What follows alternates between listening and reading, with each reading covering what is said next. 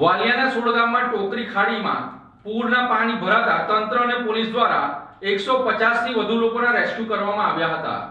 વાલિયા તાલુકાના સોડગામ નજીકથી પસાર થતી ટોકરી ખાડીમાં ઘોડાપૂરને પગલે તંત્ર અને પોલીસ દ્વારા 3 ફળિયામાં ફસાયેલા 150 થી વધુ લોકોનું રેસ્ક્યુ ઓપરેશન હાથ ધરવામાં આવ્યું।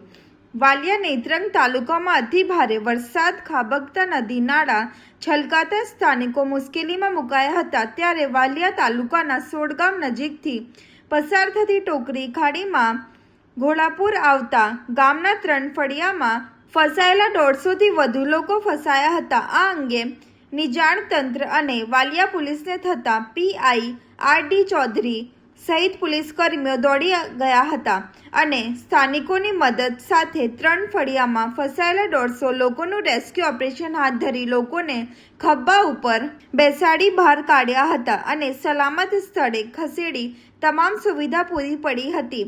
જ્યારે બીજી તરફ લુના ગામ પાસે કીમ નદીના પાણી ખેતરો અને મુખ્ય માર્ગ ઉપર ફરી વળતા ભારે હાલાકીનો સામનો કરવો પડ્યો હતો। આજે વાલિયા તાલુકામાં બહુ સખત આગાહી મુજબનો વરસાદ જે પડ્યો છે એના કારણે સોડગામમાં 2-3 ફળિયા એવા છે કે જેની અંદર ઘણા બધા મકાનોમાં માણસો ફસાઈ ચૂક્યા હતા। તો પોલીસ તંત્ર અને તરવૈયા અને બધી જે અમારી ટીમ હતી અમે સફળતાપૂર્વક રેસ્ક્યુ કરી અને લગભગ 175ની આસપાસનો આંકડો છે વિસ્થાપિતોનો એનું સ્થળાંતર કરી ચૂક્યા છે અને હજી પણ બીજા ફળિયામાં થોડી કામગીરી ચાલુ જ છે। ઘરોમાં પાણી બહુ આવી ગયું છે એના લીધે પછી આખી રાત ત્યાં રાખી પેકેટ આપવામાં આવ્યા છે અને જમવાની વ્યવસ્થા કરવામાં આવશે।